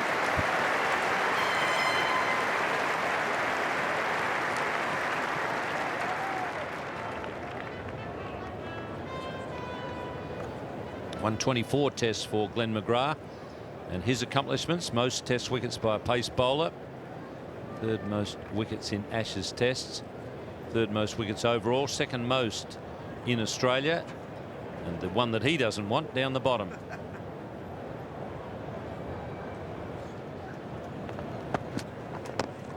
Oh, it missed everything again. Little inside edge. James Anderson had no idea where that went.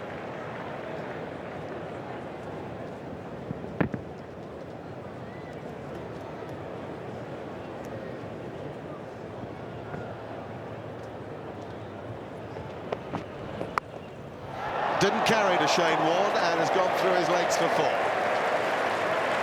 So the dream ticket of court-worn bowled McGrath just misses out.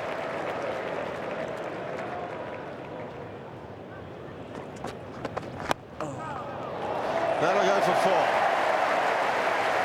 Nice clean hit by Steve Harmison. So England's last pair having a bit of fun out there.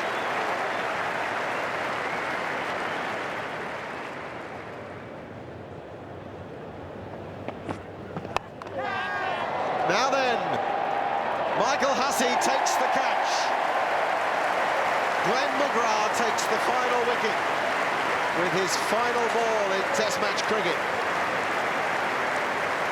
Just couldn't be scripted better for him. Warne had all the glory in Melbourne, and now McGrath can have it at the Sydney Cricket Ground. They come together. So do the families. And a great team will leave the field of play, led by a remarkable cricketer.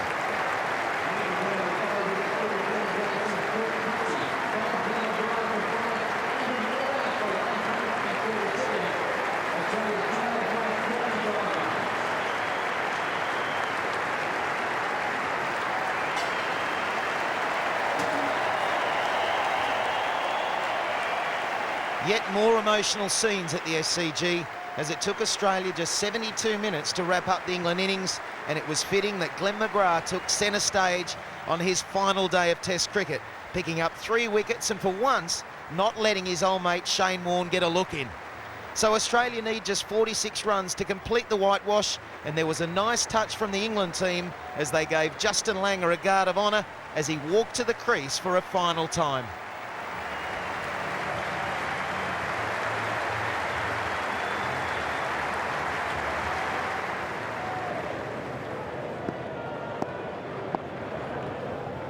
That's quite a record to be dropped after 5 Test matches.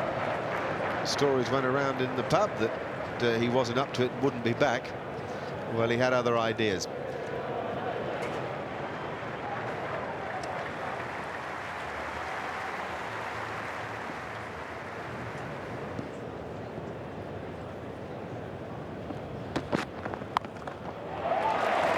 And he's away.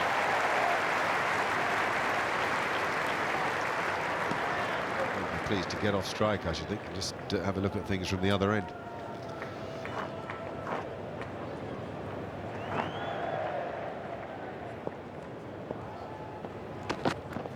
Whoa! Hayden doesn't want to hang around, he wants the party to begin. There's some weird goings on in this England side. Why now? Why is Harmison now taking the new ball? Why not before? It's not all that important now. It was earlier in the series. And that's what he does, of course.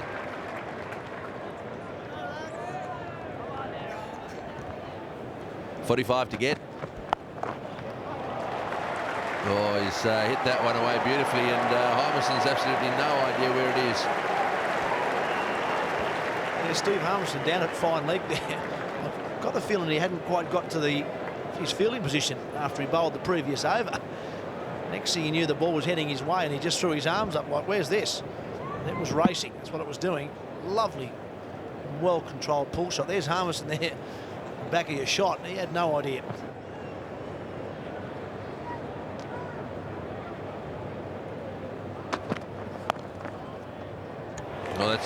No, he's missed it. They'll run 3. If it doesn't get to the boundary, it's got to the boundary.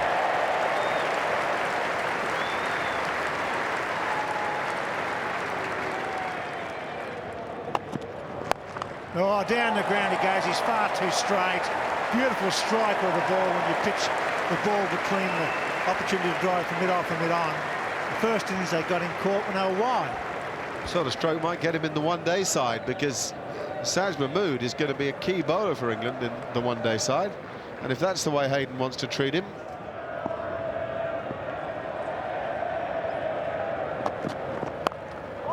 Fine shot, 4. That's Justin Langer at his best is always very good square of the wicket, where his partner is much better hitting straight down the ground.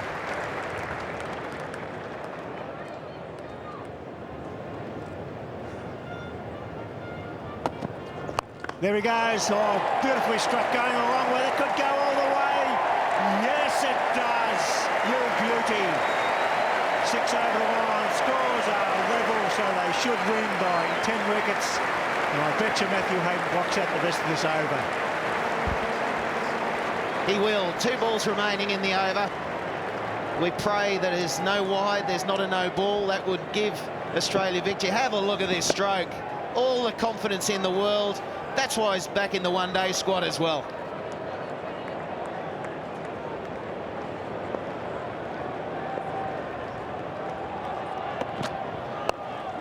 Oh, he takes it. Oh, there it is.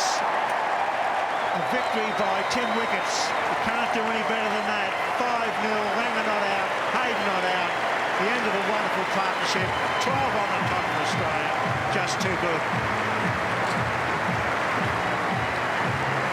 Pure dominance by the whole Australian team, in particular this opening partnership, which now closes. Hayden and Langer go down in history. They'll be one of the best opening partnerships of all time.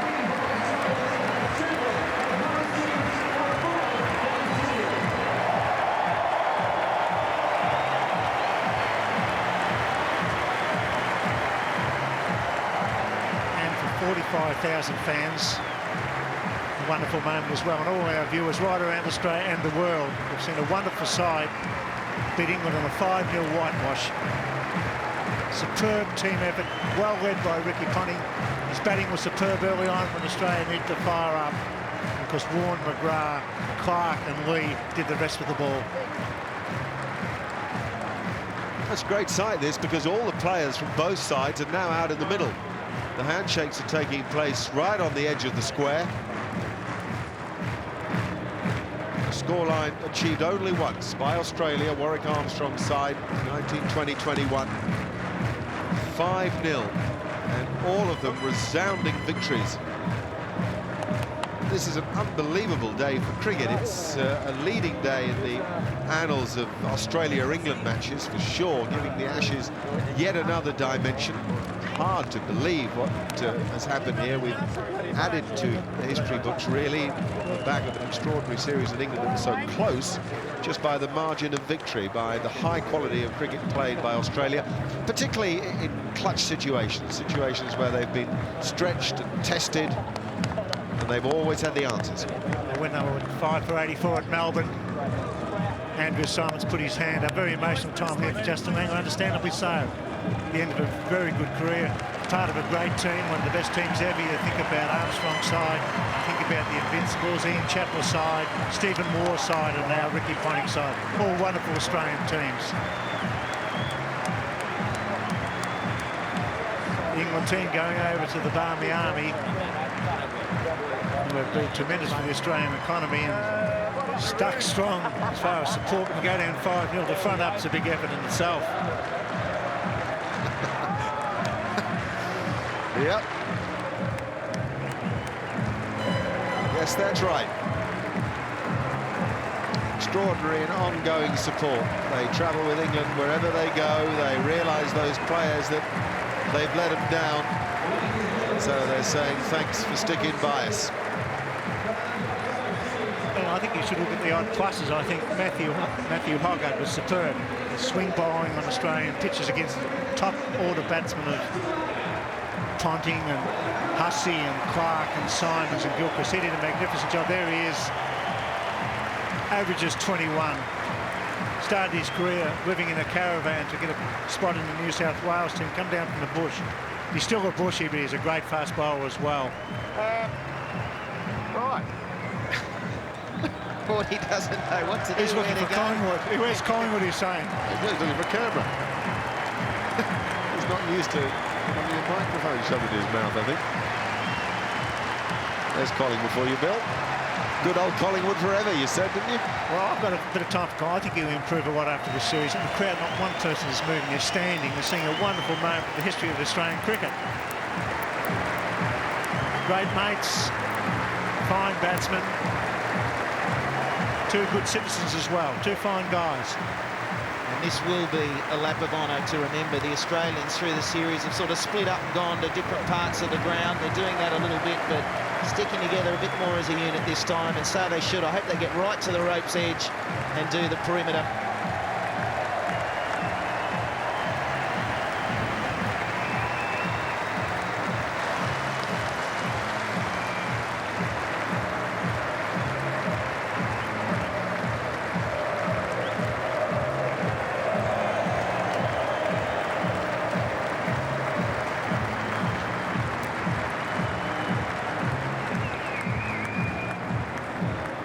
Last 17 Test matches Australia have played, they've won 17 and drawn 1. I don't want to rub it in, but the last 18 England have played, they've won 5, lost 9 and drawn 4.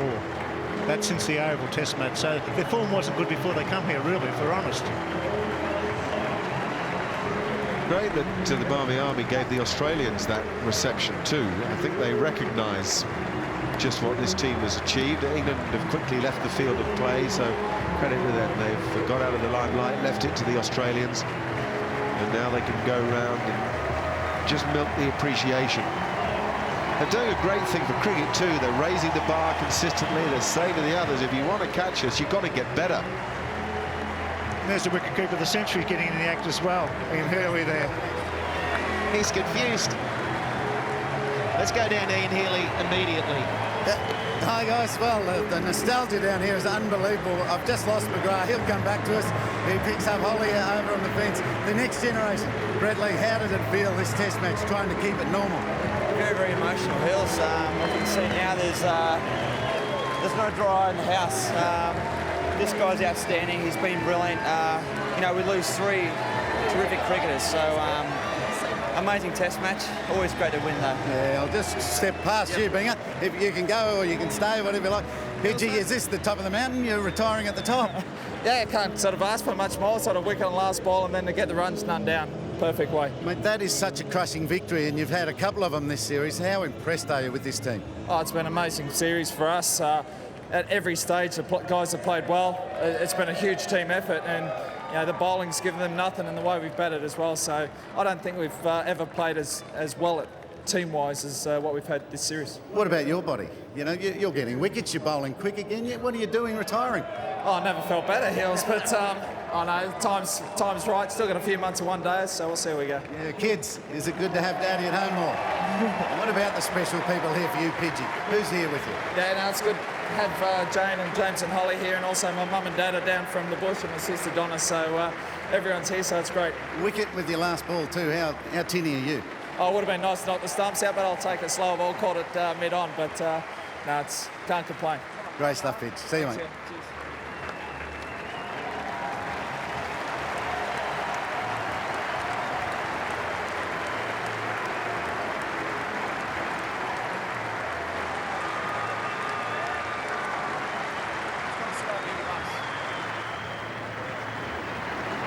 A lot of tears out there. This Australian team so close. A long embrace between Langer, his opening partner Matthew Hayden, and the reason they are so successful is they've got this unit. I don't think there wasn't one member of this side who didn't contribute at some stage. They are a force in world cricket. It changes now the dynamic of this team, but there'll be some celebrations right through the rest of the day and probably into tomorrow. They deserve it. What a team. Yes, let's just hang on to Langer and Hayden for a moment. Together they put on 5,654 runs, an average of 51 .58 for the opening stands. 100 stands 14 times and 50 stands 24 times. That's a wonderful record. It's a record that you could only argue has been better by those two together. Shane Warne and Glenn McGrath, the greatest bowling partnership of them all, there with all their children. Extraordinary to think that it's over. And there are some very proud mums.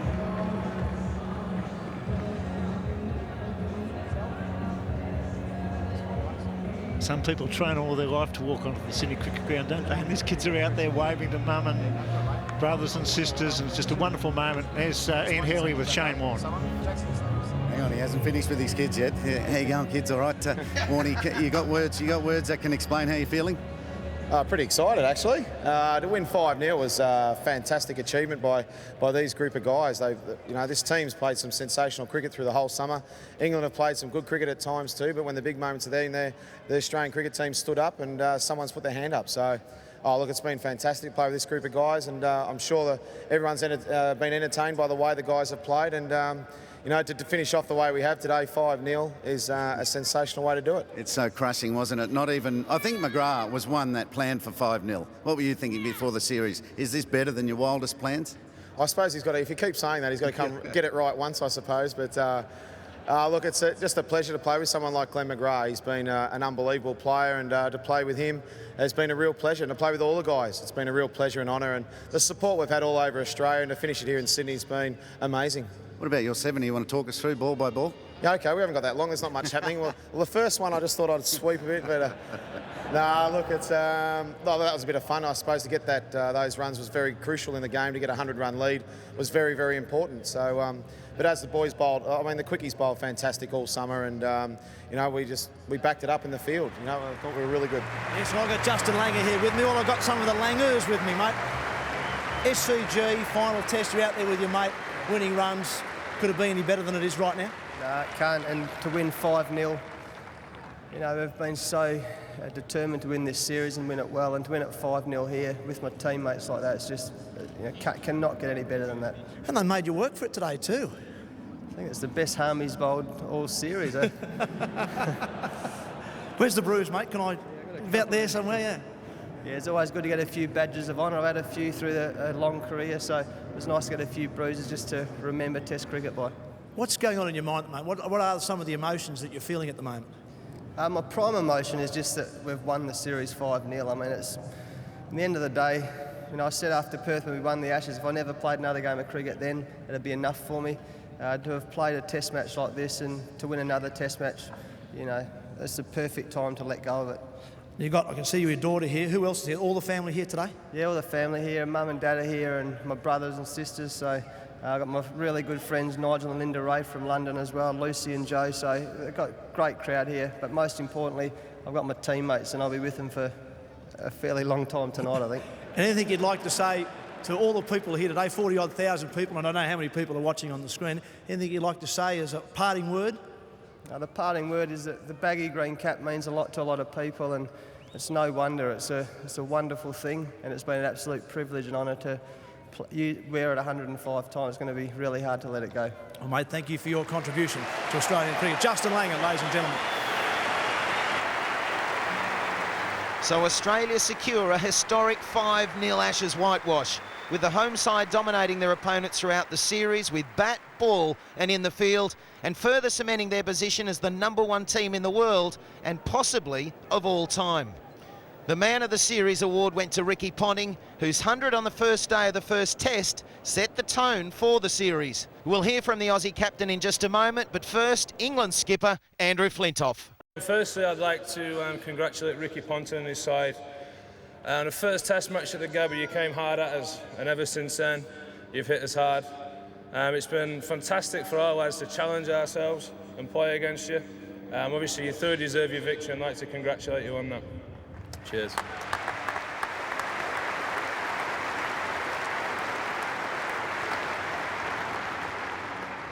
To Shane Warne, Glenn McGrath and Justin Langer, 3 legends of the game, and the careers have finished today in Test match cricket. It's been fantastic to play against you. It's by no means been easy, but I'd like to wish you all the best in whatever you choose to do in the future. Congratulations.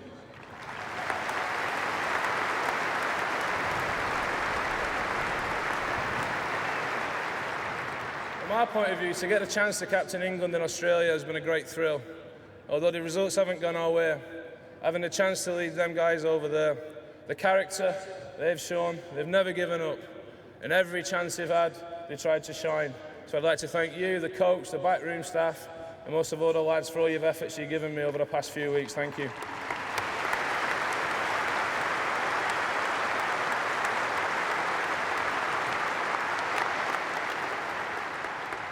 There's just one more group of people I'd like to thank. I think everyone throughout the past few weeks have heard them. They've never stopped and never stopped supporting us. They've been fantastic. It'd been nice if we could have given them a little bit more to cheer about. But to the Barmy Army and every English fan out here, thank you very, very much. Thank you.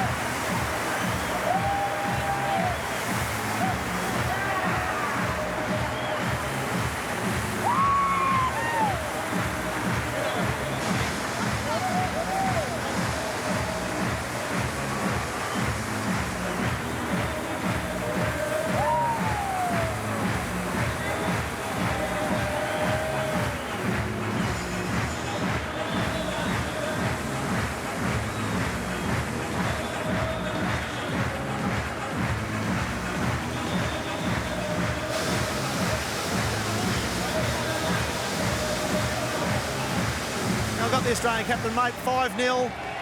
First side since 1920-21, man of the series, crowd going mad. Just let me know what you're thinking at the moment. Well, it doesn't get much better, I guess, from that point of view, but I was pretty emotional when those winning runs here today. You know, lose three of your best mates, I guess, is disappointing. But, you know, as I said in my, receiving the trophy, I couldn't have asked to play with a better bunch of blokes, a better team, and the last 6 weeks has just been an unbelievable time in my life. So everyone around Australia has witnessed the cricket. It's been some of the best Test cricket that I've certainly been a part of, and I'm just really proud of the guys for the way they've gone about it. Those three guys have left a wonderful legacy, though, for Australian cricket, and there seems to be, a great feeling within the side. Will that help you carry forward without those three guys? Oh, let's hope so, yeah. I mean, the feeling around the group for the last 12 months really has been unbelievable. You know, you have a look at our record over the last 12 months, it's amazing. We've played some great cricket. And these guys, although they're all great players, hopefully we can find some young blokes that come in and step up and, slot into a fantastic cricket team. So that's the next challenge for me and the Australian team now is to, try and maintain the #1 status as the best Test team in the world. And I suppose that starts straight after the game, doesn't it? You will be taking it easy and getting ready for the 2020 match and then the one day, is that right? Oh, yeah, we'll go off and have our ice baths and pack our gear and jump in the car and go home. No, we'll celebrate the moment for what it is. As you say, for no other team to achieve this in over 80 years is unbelievable. So it's important, that we celebrate it. It doesn't happen every day, and you're not going to lose players of this calibre. So we'll celebrate accordingly. Well, there it is. It's all over, and I have to say it takes me back to my playing days. Langer, McGrath and Warne. What a fitting way to bow out. A complete whitewash by Australia, 5-0, and that little urn returns to Australia. They were hurting when they lost it in 05. I think that's what England need to learn from. The feeling they feel now. How can they turn it round in 2009 when this Ashes battle will get underway yet again? But as the Australian team are inside celebrating, they'll be reflecting on their discipline, their absolute focus, and not allowing what happened in 05 to happen again in this particular series. The champagne will run long into the night, and my final word on this series is Warne, McGrath and Justin Langer, well played.